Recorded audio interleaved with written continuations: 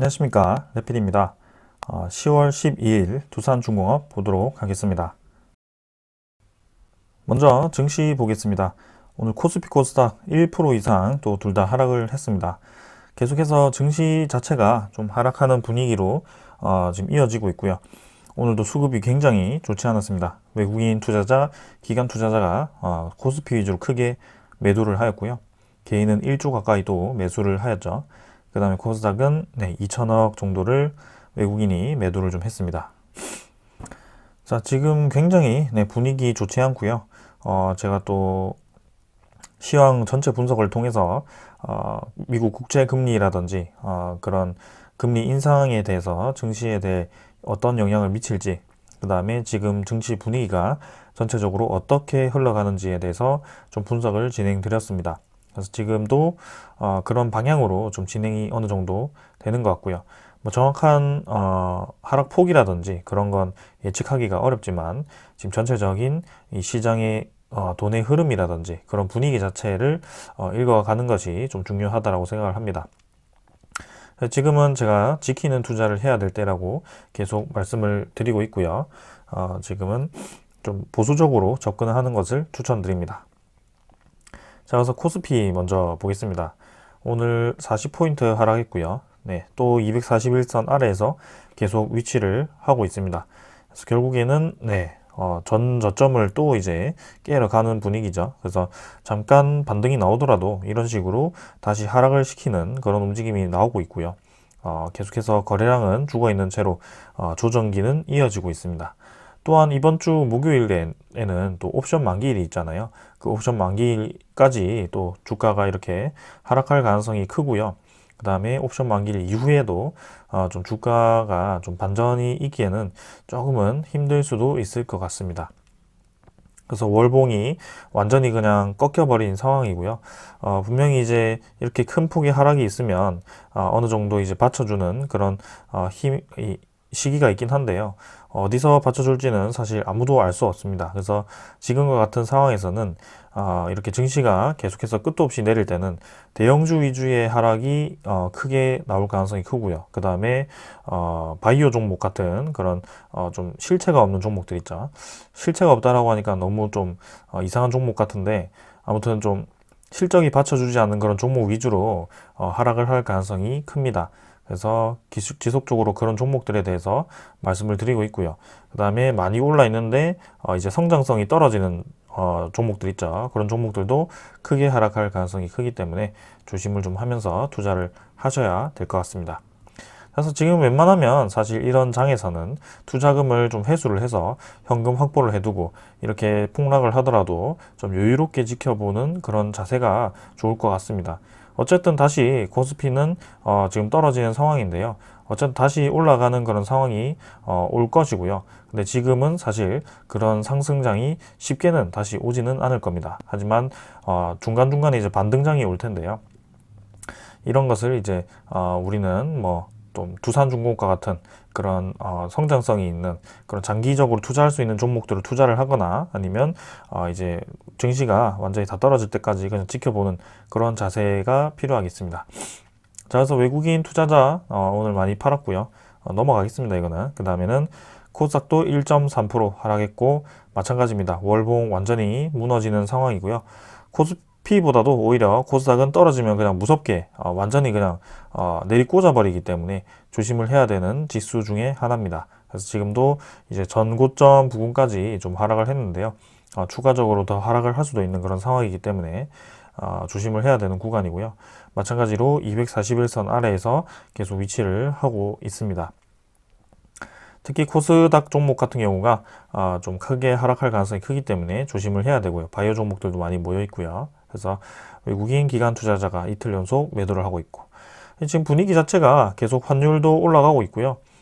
증시가 좋지 않은 방향으로 확실히 진행되고 있다는 것을 이제 다들 느끼실 겁니다. 그래서 환율도 이 장기 이평선 돌파 이후에 꾸준히 올라가는 모습이고요. 결국에는 1200원까지 올라왔습니다.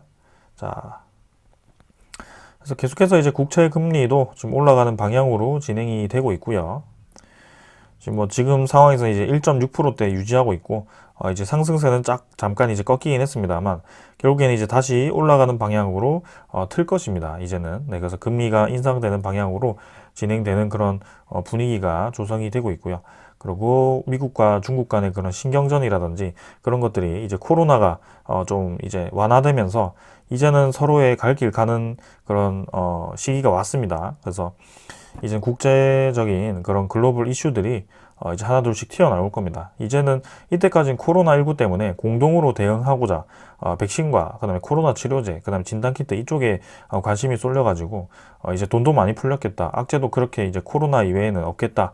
그렇기 때문에 계속 투자금이 주식이라든지 부동산으로 유입이 되었었는데요. 이제는 그런 악재들이 하나둘씩 잠재적인 악재들이 튀어나오기 시작한다면 투자자들도 긴밀하게 움직일 겁니다. 그런 것에 대해서도 주식 시장이 크게 요동칠 가능성도 있고요. 그래서 아무튼 지금 상황에서는 굉장히 좀 위험한 위치가 맞다라고 말씀드리겠습니다. 자, 오늘도 좀 서론이 길었습니다. 요 정도로 보고 종목 보도록 하겠습니다. 두산중공업 보겠습니다. 150원 하락해서 18,950원으로 마무리를 했고요. 증시가 뭐 좋지 않다 보니까 어쩔 수 없이 떨어졌습니다. 오늘 네, 장 초반에는 좀 강하게 반등을 해줬는데요. 다행히 뭐 크게 많이 내리진 않았습니다. 그래도 뭐 이 정도면 지수 하락에 대비해서 잘 방어를 했다. 지금 뭐 삼성전자라든지 그런 우량주들은 굉장히 네, 하락폭이 크게 계속해서 줄고 떨어지고 있는데요. 두산중공업 같은 경우는 어느 정도 하락 이후에 지금 자리를 잡기 위해서 서서히 이제 하락폭도 좀 줄여가는 모습이고 아주 강하게 잘 버티고 있는 그런 모습이 보입니다. 거래량은 당연히 뭐 크게 없었고요. 네, 270만 주 정도로 네, 거래량은 계속 주고 있고 지금 뭐 매수자라든지 매도자가 뭐 크게 적극적으로 움직이고 있지 않다라는 겁니다. 그래서 이제는 두산중공업 가격대가 이제는 관망할 수 있는 그런 가격대까지 왔다라는 것이고요. 증시가 좋지 않더라도 이 241선 정도는 좀 지켜주는 선으로 진행을 하지 않을까라는 생각입니다. 그래서 아무리 많이 내려도 이제 17,000원 중반대 정도, 네, 18,000원 정도 그렇게 생각을 하고 있고요. 뭐 항상 이제 두산중공업이 떨어지고 나면 다시 한번 그 지점을 디디면서 진행을 시켰던 적이 많습니다. 그래서 이전에 그 패턴을 좀 보더라도 결국에는 네, 한 번에 이제 V자로 이렇게 올라가지는 못하고 두 번 찍고 이제 올라가는 그런 패턴이 많이 보였었기 때문에 지금도 마찬가지 어느 정도 이제 바닥을 찍고 반등한 위치이긴 합니다만 다시 한번 이 바닥을 찍으러 갈 가능성도 충분히 있습니다. 그거는 이제 18,000원 정도일 것 같고요. 그래서 이런 자리를 이제 바닥을 여러 번 터치를 하면서 다져가는 그런 움직임이 나오는 것도 괜찮습니다. 그래서 다시금 이렇게 21선과 5일선이 위로 정별하는 그런 패턴이 좀 나와야 되고요. 이런 식으로 또 이 흐름 자체를 만들어 가야 될 것 같습니다. 분위기 자체가 이제 코스피가 반전을 뭔가 보일 것 같은 그런 분위기가 아닙니다. 지금 확실히. 그래서 개별 종목 강세가 이어질 가능성이 있는데요. 이제는 시간이 지날수록 내년에 있을 그 원자력 그래서 자리를 만들어야 되고요. 21선, 61선 지금 뭐 다 떨어지고 있습니다만 크게 뭐 걱정은 없습니다. 네. 이미 네, 큰 상승 이후에 절반 정도의 하락분이 1차적으로 나왔었고요. 여기서는 사실 받쳐주는 것이 좋았지만 증시 분위기 자체가 굉장히 좋지 않았기 때문에 한 번 더 이제 하락을 하는 모습이 나오긴 했어요. 그래서 241선 받쳐주면서 완곡하게 진행을 하는 그런 그림은 좋아 보입니다. 그래서 이 사실은 이전과 비슷한 흐름으로 진행될 가능성이 커 보이네요. 지금 분위기로 봤을 때는요. 그래서 코스피가 쉽사리 반등을 하지 못하기 때문에 좀 더 시간이 필요할 수도 있겠지만 천천히 한번 지켜보겠습니다. 자, 그래서 두산중공업 네, 일단은 뭐 241선 장기 이평선 돌파 이후에는 꾸준히 우상향하는 그런 큰 그림이 그려지고 있고요. 주봉, 월봉 모두 괜찮은 움직임이 나오고 있습니다. 20월봉선도 네, 이렇게 위로 향하고 있고요. 두산중공업 지금 월봉선 한번 받치면서 진행을 해줄지 아니면 요쯤에서 잘 잡으면서 진행을 해줄지 일단 월봉상으로는 거래량이 지금 많이 죽어 있는 상태입니다. 그래서 거래량이 조금 실리면서 올라가는 그런 그림을 조금 기다려 봐야 될 것 같습니다. 자, 사실 투자자 수급은 뭐 이렇게 증시 전체가 떨어지는 선에서는 뭐 크게 의미가 없습니다. 네. 증시 전체에서 나가면 나가는 거고요. 들어오면 들어가는 거고요. 그래서 거래량도 지금 많이 죽어 있는 상태고, 매도자가 지금 적극적으로 움직이고 있지 않기 때문에 이런 수급 분석은 사실 뭐 크게 의미는 없습니다. 하지만 그래도 전체적인 그림을 좀 봐야 되니까 보도록 하겠습니다. 그래서 기관 투자자는 뭐 금융투자 위주로 좀 매도가 나왔고요. 보험, 뭐 금융투자, 그 다음에 연기금 이렇게 다 매도를 했네요. 연기금 투자자는 뭐 크게 움직임이 없습니다. 마찬가지. 네. 그래서 적극적으로 지금 매도를 하고 있는 상황이 아니고요. 외국인 투자자도 뭐 매수했다가 매도했다가 반복을 좀 하면서 최근에는 뭐 어디 한 방향으로 무게를 실는 그런 움직임은 보이지 않고 있습니다. 그래서 이렇게 하락장에서 이렇게 큰 움직임 없이 뭐 잘 버텨주는 것만으로도 저는 괜찮다라고 생각을 하고요. 19,400원 라인을 좀 지켜줬으면 좀 더 그림이 이쁘게 되었겠지만, 좀 아쉽게 되었지만, 그래도 이 정도면 저는 괜찮다라고 생각을 하고 있습니다. 그래서 시간이 약이니까요. 조금 더 지켜보도록 하고요. 이 정도로 차트는 마치고 국매도 잔고 한번 확인을 해보겠습니다. 두산중공업의 국매도 잔고가 아무래도 조금 신경이 좀 쓰였죠.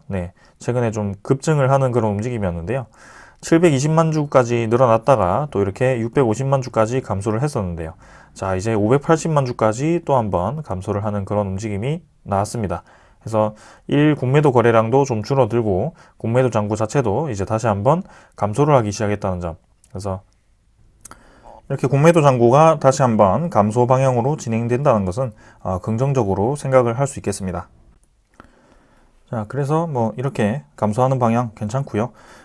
국매도 잔고는 이 정도로 보고 대차 잔고로 한번 넘어가도록 하겠습니다. 대차 잔고도 좀 감소하는 방향으로 가면 좋은 움직임이 나올 거라고 생각하고요. 일단은 그래도 최근에는 뭐 체결 상황 반복하면서 잔고는 뭐 비슷하게 유지가 되고 있는 것 같습니다. 그래서 2290만 주로 오늘 데이터는 아직 안 나왔고요. 그 정도로 계속 유지를 하고 있는 그런 모습입니다. 자, 그래서 뭐 이 정도면 괜찮다라고 생각하고요. 공매도 잔고도 다시 한번 올라가다가 감소를 하는 방향으로 틀었다는 점 괜찮게 생각을 합니다. 종목 상세 이제 투자자 외국인 수급을 보면 36만 주 정도, 그 다음에 추정은 26만 주에서 31만 주 정도고요. 그래서 보유율은 9.4% 정도로 진행이 되었습니다. 그래서 뭐 크게 움직임 없이 지금은 뭐 적극적인 매수 매도자 없이 진행이 잘 되고 있다. 뭐 이렇게 생각하시면 될 것 같고요. 이제는 241선 위에서 주가를 다시 한번 횡보를 시키는 그런 수렴 구간을 만들어 가야 되는 과정을 봐야 되고요. 그다음에 증시가 어느 정도 안정화될 때까지 지켜봐야 될 것 같습니다. 그래서 두산중공업은 좋은 소수들이 많기 때문에요. 충분히 이 증시를 버틸 만한 그런 가치가 있다라고 생각을 하고 계속 한번 지켜보도록 하겠습니다. 오늘도 두산중공업 소식 보면서 마무리하도록 하겠습니다. 자, 오늘 소식은 두 가지가 있는데요. 먼저 저번에 전해드렸던 그 소식에 대해서 보겠습니다. 한수원 체코 원전 사업 싹쓸이할 기회, 정재훈 더 치열해진 경쟁에 각오, 뭐 이런 식으로 기사가 나왔고요. 정재훈 수력 원자력 사장이 이제 체코 두바이 원전 수주전에 총력을 기울이고 있다라고 하죠. 그래서 체코 두바이 원전 수주를 진행하는 그런 국가에 대해서, 기업에 대해서 이제 테멜린 원전 사업까지 추가로 맡기겠다라고 이제 체코 이 정부 쪽에서 얘기가 나오면서 이제는 1+1이죠. 그래서 두코바니 원전 이 수주가 굉장히 중요해진 그런 상황이고요. 두코바니 원전 하나만 이제 8조 원에 달하기 때문에 테멜린 쪽에서도 추가로 8조 원을 하면 총 비용은 16조 원 가까이에 되는 그런 원자력 사업이 되겠습니다. 그래서 체코 원전을 수주함으로써 이제 이후에 나올 수 있는 그런 동유럽 쪽에 추가 발주되는 그런 원자력 발전이라든지 아니면 뭐 전 세계적인 그런 원자력 트렌드에 맞춘 두산중공업이 또 기술 공급을 할 수 있기 때문에 또 이렇게 좋은 기회가 될 수 있을 것 같습니다. 지금 이제 미국 그 다음에 프랑스, 한국이 3파전을 벌이고 있고요. 혹시라도 미국이 수주를 하더라도 두산중공업은 미국 웨스팅하우스에 또 기자재 납품한 이력이 있기 때문에 또 수혜를 입을 수 있는 그런 상황이 되는 것이고요. 자, 그 다음에 두 번째 소식입니다. 미국이 이제 원전 활용해서 수소 생산 지원을 한다라고 하고요. 두산중공업의 수혜가 또 기대가 된다라고 하죠. 그래서 에너지부가 약 240억 원을 투입을 해서 이제 원전 애리조나에 있는 원전을 통해서 정정 수소를 생산하는 또 한다고 합니다. 그래서 이제 두산중공업이 지금 수소 사업이라든지 원전 사업을 이제 병행을 좀 하고 있죠. 그래서 이렇게 또 수소를 생산할 수 있는 그 전기 발생기죠. 그게 원자력 발전 안에 있는데요. 그걸 또 이제 두산중공업이 납품한 이력이 있습니다. 그래서 미국 정부가 원전을 통한 청정 수소 생산에 본격적으로 나서며 두산중공업의 사업 기회가 확대될 것으로 보인다라고 하죠. 그래서 대표적으로 이렇게 수소는 탄소 중립의 핵심 수단으로 주목을 받고 있고, 미국은 2022년부터 2026년까지 80억 달러, 크게 80억 달러를 쏟아서 4개 이상의 수소 산업 허브를 이렇게 조성을 하기로 했다라고 하죠. 그래서 이제는 두산중공업과 이 미국 원전, 그 다음에 수소 발전 이쪽으로는 계속 이제 연계가 될 거라고 생각이 됩니다. 그래서 미국 원전을 통한 수소 생산을 적극적으로 지원을 해서 두산중공업의 미국 진출이 활발해질 것으로 예상이 되고, 두산중공업은 1999년 미국 테네시주죠. 세키야 원전 1호기 교체용 전기 발생기를 수주를 해서 미국 시장에 첫 발을 디뎠던 적이 있습니다. 자, 그래서 와츠바, 아노, 엔터지, 팔로버디 등 여러 원전에 주기기를 공급을 한 이력이 있고요. 2019년부터 현지 원전 회사 뉴스케일 파워에 지분 투자를 하고 소형 모듈 원전 SMR 개발에 협력을 하고 있습니다. 뉴스케일 파워 이외에도 X 이름이 잘 기억이 안 나는데요. 그것도 그쪽에 이제 원자력 설계를 맡아서 이제 진행을 좀 하고 있습니다. 그래서 미국의 여러 가지 업체들과 협력을 하고 있으니까 기대가 되는 상황이 맞습니다. 자, 이렇게 두산중공업은 비전이 확실한 기업이고요. 계속해서 원자력 발전이라든지 수소 발전은 주목을 받을 수밖에 없는 상황입니다.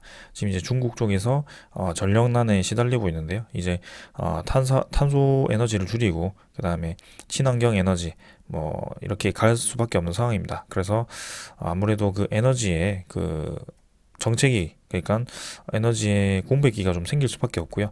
그런 공백기를 잘 메우기 위해서는 원자력 에너지와 수소 에너지 이쪽이 필수인 것 같습니다.